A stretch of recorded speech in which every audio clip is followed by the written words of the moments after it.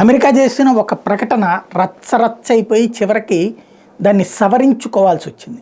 ఏమనంటే Lloyd Austin ఎవరైతే అమెరికాకు సంబంధించినటువంటి మంత్రులు ఉన్నారో ఆయన ఒక కీలకమైనటువంటి ప్రకటన చేసుకొచ్చారు.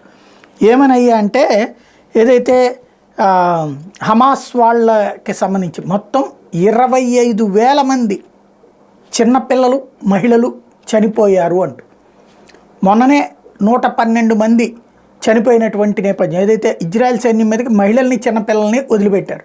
అంటే చంకల్లో పెట్టుకుని పిల్లల్ని చంకల్లో పెట్టుకున్న మహిళలు వెళ్ళి ఇజ్రాయెల్ సైన్యం మీద దాడి చేస్తారు.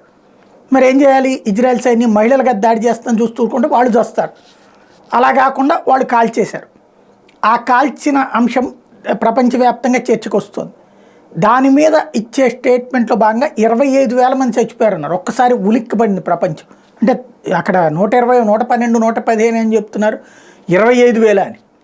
తర్వాత అసలు విషయం ఏంటంటే మళ్ళీ ఆ పెంటగాన్ దాని మీద వివరణ ఇచ్చింది. అయ్యా ఈ నిన్న చంపేసింది 25,000 మందిని అని కాదు, యుద్ధం ప్రారంభమైన గత 3 నెలల్లో 25,000 మంది చచ్చిపోయారు, అందులో మహిళలు పిల్లలు కూడా ఉన్నారు అని ఆస్టిన్ గారి భావాన్ని అర్థం చేసుకోమని చెప్పారు.